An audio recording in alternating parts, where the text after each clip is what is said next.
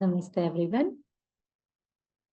Today we have Nikita Thakrar from London in Indian Ancient Wisdom Onshore and Offshore. She is a founder of Journey with Nikita.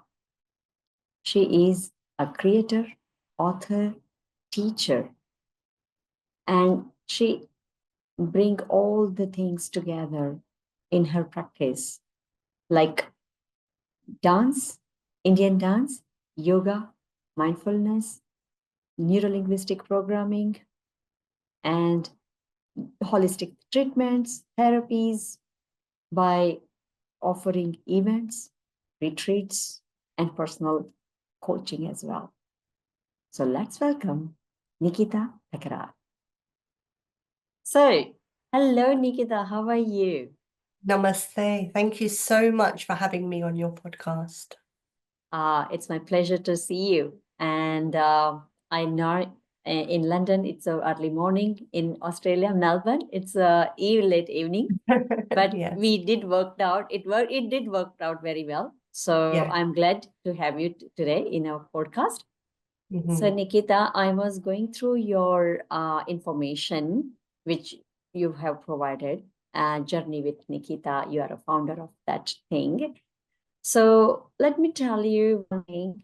I'm really appreciate all your effort, and it's definitely help others.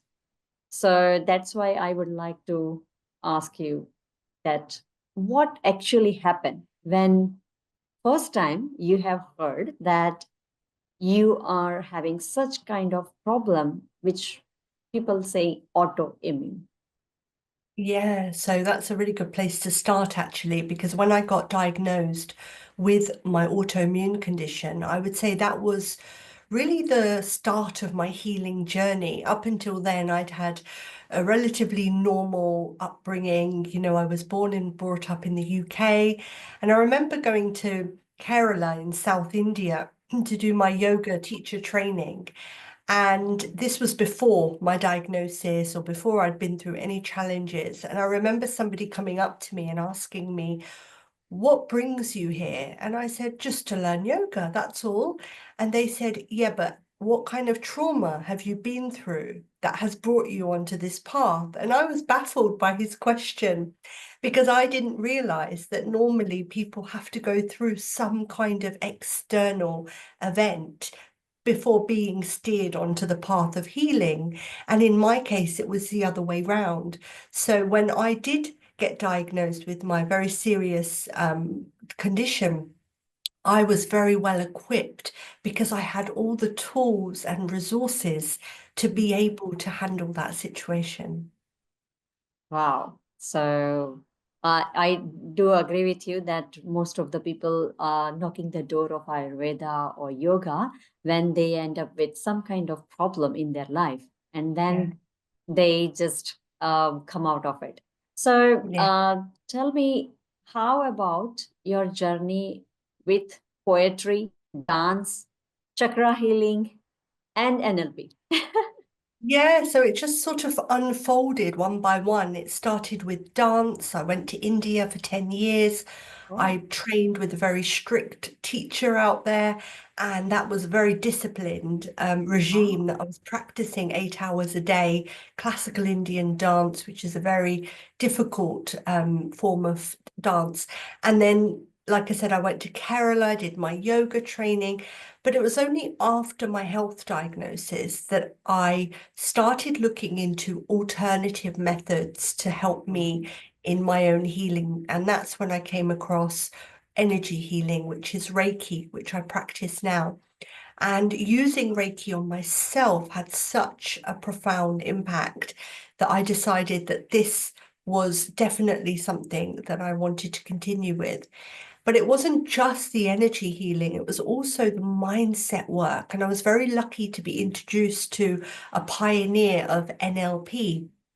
And for those listeners who don't know, NLP is neuro-linguistic programming, and it's all about how the brain works. So the thought patterns, the language patterns, and being able to program those to work for us instead of against us. And so it's really this combination of energy healing, working with the nervous system, and mindset work. So the two together just enabled me to really flourish and not only survive my condition, but actually thrive through it as well. Oh, that's really wonderful to hear. So when you're mentioning these all things, I have heard one very used to word is mindfulness. So what do you mean by mindfulness?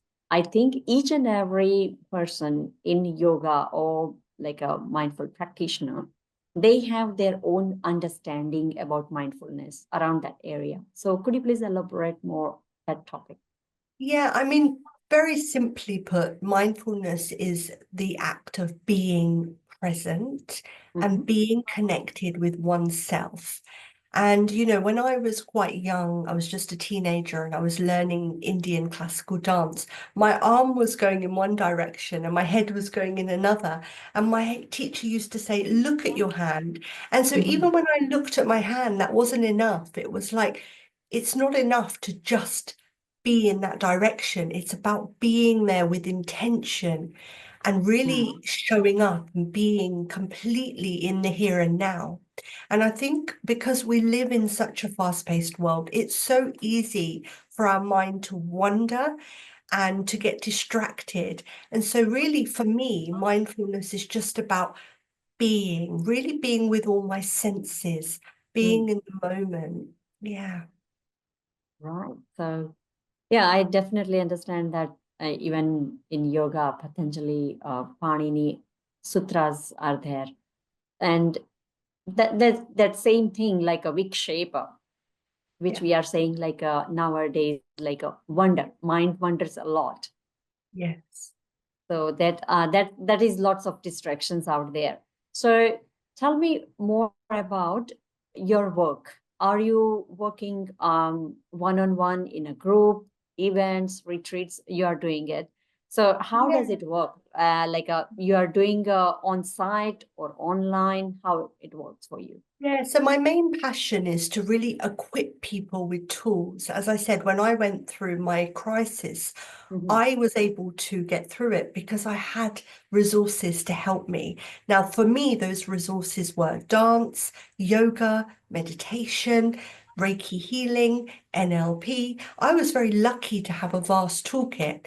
So, really, what my main mission is, if you like, is to be able to share my journey with Mhm. others, but and really simplify theirs because being on this spiritual path, it can be challenging. And if we don't know what we're doing, and if we haven't got a trusted guide or a mentor, we can Mm. almost feel like we're just blindly navigating through the process.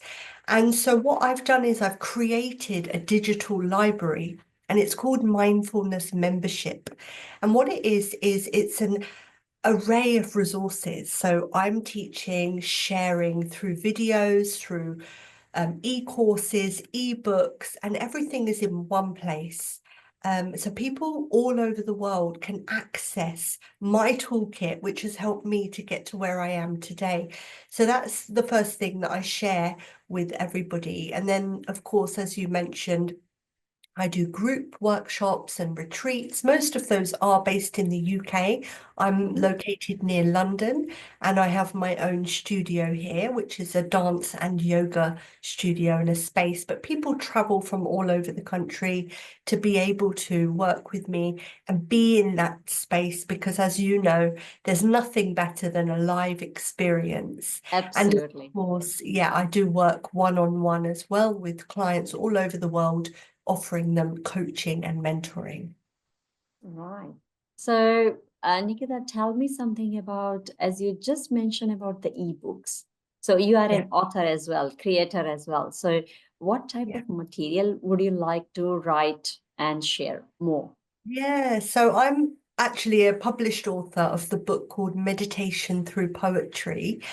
Oh, And the wow. book is, yeah, the book is actually a compilation of poems that I've been writing since childhood. So I first put pen to paper when I was about 10 years old. And since then, I've been writing throughout my adulthood, and I'm going to be 40 this year. And it's a very reflective time for me. And it felt like the right time to be able to share my poems with the world. Many of them are very personal. They're about thoughts that I had growing up related to life, birth, death, and everything in between. But aside from that, I enjoy creative writing as well. And I'm working on a book at the moment called From Karma to Dharma. Wow. Yes, I have seen that things like a Dharma coach. Yes, That's very yes. new for me. Yeah, so I believe that we're all here only for two reasons. And when I say we're here, I mean we're here on earth. We're souls that have incarnated in a body. And I believe we're only here for two reasons. And one is to fulfill our karma, which we all know is our duty, our action, all of the things that we had a desire to be here for. And then the second part, which I find the most exciting, is to step into our Dharma, which is our true purpose, our soul's essence, the very reason for us being here.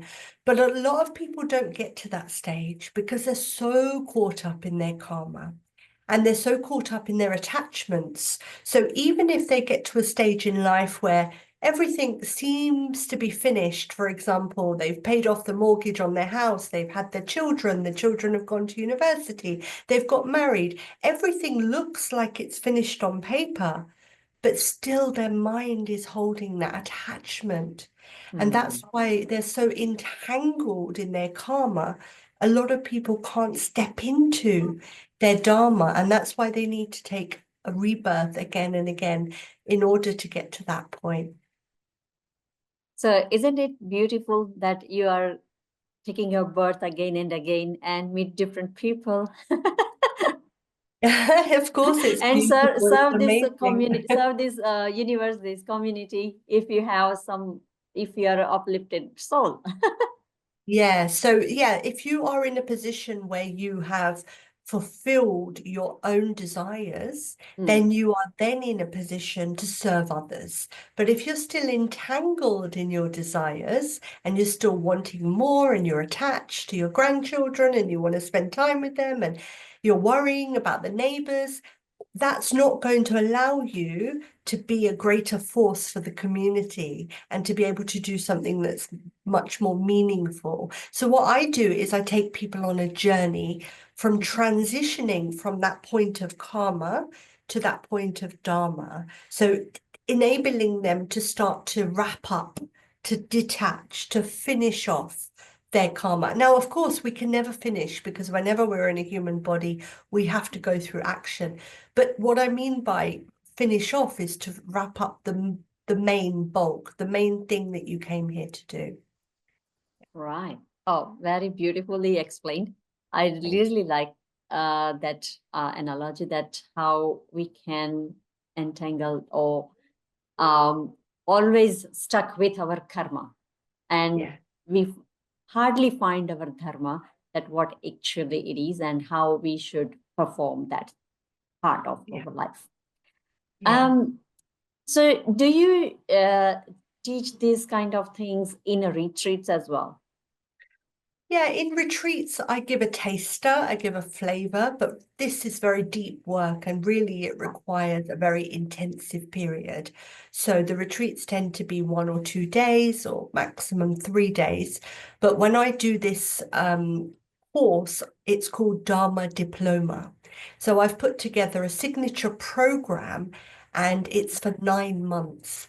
And it's so Oh, we wow. really, yeah, we dive into this framework that I've created. And the framework is based on 3 areas.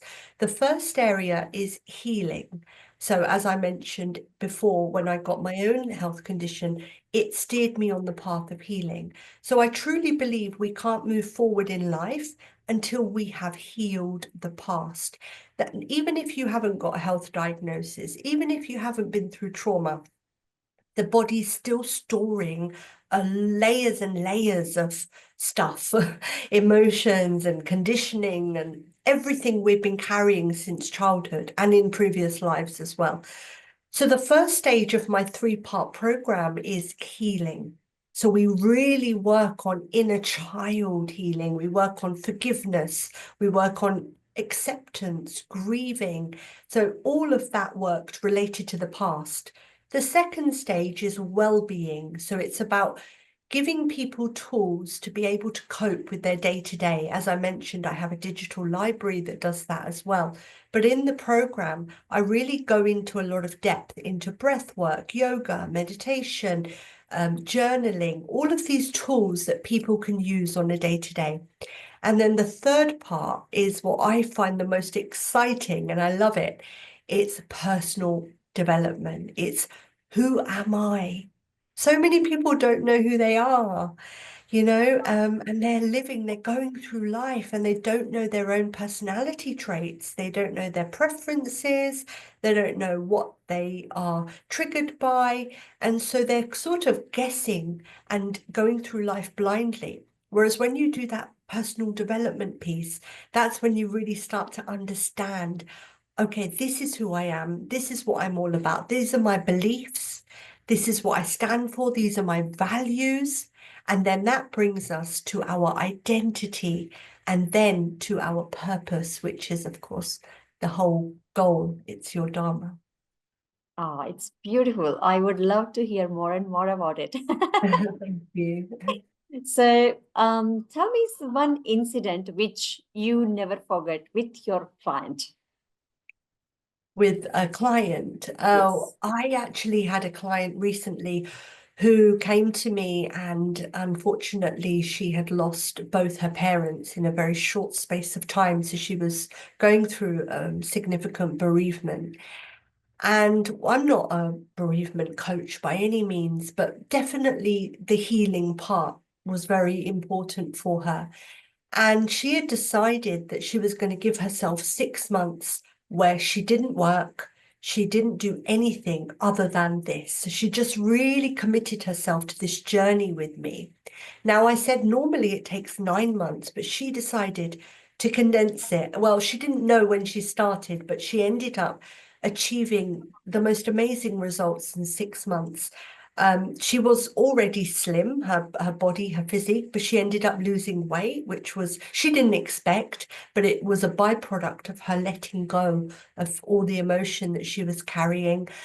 She grieved. She really came to a point of acceptance. She used the tools that I provided her with. Every day she'd wake up, she would meditate, she'd listen to my podcast, she would watch my webinars, she'd read my ebooks. Like, she was the best student I could ever ask for. And then when it came on to the personal development part of the 3 stages, she just flourished and she really got to know who she is. She started showing up differently. Her whole demeanor started changing to the point where at the end of the 6 months, I was so inspired by her that I offered Oh, her a job. That's why she's my favorite story, because I offered her a job. I said, I just love your energy. I love being around you. You uplift me. You have the potential to uplift others. How would you feel about working with me at Journey with Nikita? And she replied that it would be an honor and that she thinks actually this is her purpose and that she came onto this path for this reason. So yeah, we're going to be working together and I'm so excited. oh, that's really a very uplifting story. Yeah. Yes. Yes. So, would you like to share something about your work or yourself to the listeners? I think the biggest thing that I've learned in my, it's now coming up to 2 decades since I came onto this path, this journey, is that it's so important to be yourself. And in order to be yourself, you need to find yourself. we're so used to being what other people want us to be or fitting in different circumstances. So many of us, if you're a mum, you'll fit in, you'll be different with your children, to your husband, to your work colleagues. And really and truly, I feel the time has come to remove all our masks and to be our true, authentic selves. And when I teach Dharma, I simplify it and I say, all it is in essence is being you. And Mm, then that brings us on to the next question of who are you? And then that's where the journey starts. very well said. So, when we talk about you and all your journey, this questions comes in my mind. So, please feel free to say no if you don't want to give answer. What makes you to go on this path? I think that I am possibly a soul that has come onto earth many, many, many times. And so from a young age, I must have known that because I was very inquisitive. I think I said I started writing at the age of 10, and I was writing questions like, who am I? What am I here for? What's the meaning of life? Who is God? What is God? And I was questioning those, very deep concepts from a young age. Hmm, And so, really, I believe that I'm here to find myself and to help others to find themselves. right. So, in other context, if we think as an Indian background, that these are the things most of the time, spiritual side or sages or saints or those people are nearly saying about this all and discussing about these all things.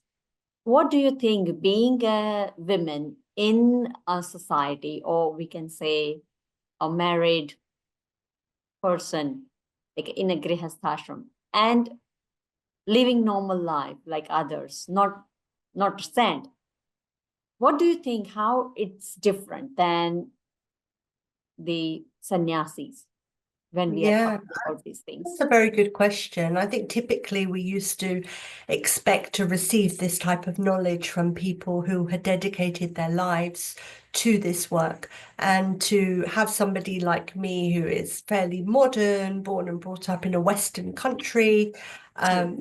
as you say, married, living a relatively normal life.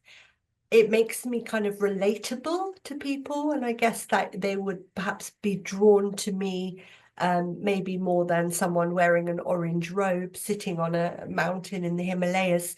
Not to say that that's not important. Of course, that has its place. Everybody's here and we all play different roles. As Shakespeare said, the world is a stage and we are all actors. But I think the challenge between devoting your life and living a normal life and balancing it is that in the kind of life that you and I are choosing to embark on, we are faced with a lot of day-to-day challenges. So we interact with people on a regular basis. I know in your work, you work with a wide variety of patients and clients. And so we are living a normal day-to-day existence, but yet still maintaining those spiritual values and, understanding of who we are. And I believe that that's actually more challenging than somebody who's able to commit. I mean, I gave the example of my client who spent, 6 months all day focusing on this. And when I tell her story to my other clients, I always say, but don't forget, she didn't have to work. She didn't have to do the other things that you guys are doing. So I don't want you to feel bad and compare yourself that why haven't you accelerated that much in 6 months? So it's so important to remember how much we're balancing and give ourselves grace for that. Right. Yes. So just a couple of days ago, I was reading some scriptures, and it says a very beautiful line, which in my mind, I would like to remember those things. And in this context, it is easy to not to eat or having a fast, but it Wow. is very much hard to do mitahara. Like proportionately, eating less is a little Yes. bit hard than fasting. Yes. Yeah, I completely agree because it's about going from one extreme to the other. And life isn't like that. Life is about achieving balance. So many of us think that the aim of life is to move away from sadness and to move towards happiness, but actually it's not. We're not supposed to be in duality at all, actually. The aim is to really achieve that state of harmony, and that state is in between, that equilibrium. And so what you're saying is a beautiful example of that, that fasting is on one side, overindulging is on another side. And it's like, how can we be in the middle? And that's one of the things actually that my client who worked with me for 6 months, she was really able to achieve that because she had this mindset of all or nothing. And it was like, okay, I'm going to give up alcohol for the whole month. I'm going to go vegan for the whole of January. And I was like, why do you need to do that? Why does it have to be that extreme? Why can't you just integrate days into your week where you don't drink alcohol or you are vegan? And so it's about teaching people about balance. That is really more important to teaching a balance, or I would say bringing balance in a life. It is a little bit harder than achieving one task at a time. Yeah, exactly. And same with masculine and feminine energies, the aim is not to be too masculine and too dominant and action orientated. Neither is it to be too feminine and zen and wishy-washy. It's about being a bit of both. It's about picking and choosing. And that's why it's so important to have a toolkit that empowers you so that you can pick from it and you can switch and you can change. And that's the beauty of being alive, being in the human body, having such wonderful senses, having our health, which I know you're very passionate about. It's to enable us to be able to experience everything in life. True, true. Just yesterday we had a yoga classes in the evening, and one lady came with a little bit of anger that my husband says, "Don't go to yoga class. We need to spend our time together today." Oh. And she was a bit upset that after 18 years you are saying this. When I took a decision that now I would like to spend some time for myself. Yeah, And after this many years, I never ever thought about myself. I gave my 100% to you, your family, our family, and kids. Now kids are grown up, and now I am willing to see that myself to flourish. And I would like to spend my time in the way of how I would like to. beautiful. And that's what she said, that I took a step now. I'm not going Yeah. behind. And that's exactly what I meant earlier when I said that we're entangled in karma. Hmm. So that's a perfect example of that. And the way she handled that was beautiful. The way she explained to her husband, I think that's great because she didn't just say, I'm going and that's that and close the door. She actually explained to him that I've come to a point in my life where this is now important for me. And so hopefully her husband will understand that and perhaps start to explore his own path in terms of hobbies or whatever. True, true. So it will happen. And Yeah. we are hoping to meet again.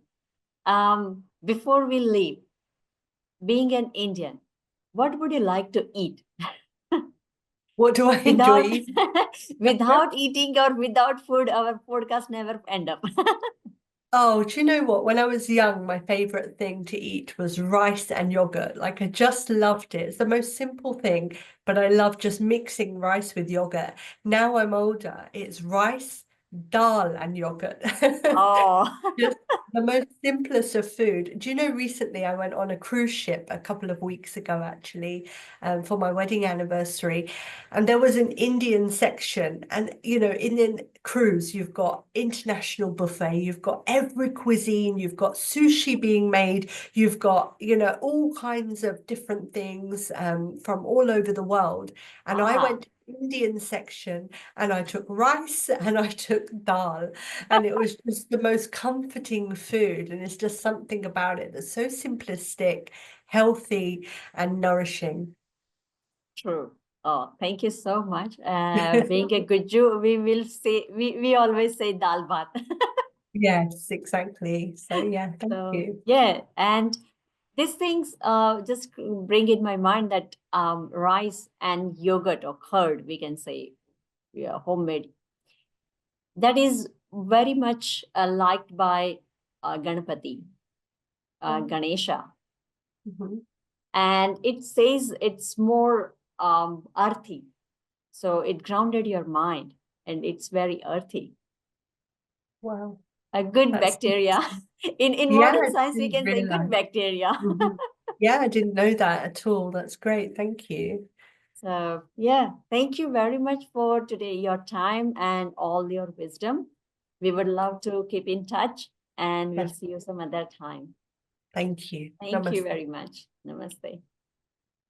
Oh, this is Nikita Thakrar. I'm sure you have got lots of insights, wisdom, and how does the classical dance, yoga, Reiki, mindfulness, and modern science, where we all are looking for NLP solutions, is all work together, and how does help you to discover yourself and get the answers, who you are, why you are here. And if you are really looking forward to work with Nikita, I am adding all the details of herself and her business, like a journey with Nikita, under this video. So please go and see her. She is doing online, on site, both ways. And she is really wonderful work with. Please work with her whenever you get a chance, if you are in a need. Thank you. Till that, I'm Dr. Kushal Choksi from Om Yog and Ayurveda Clinic. Bye for now. Namaste.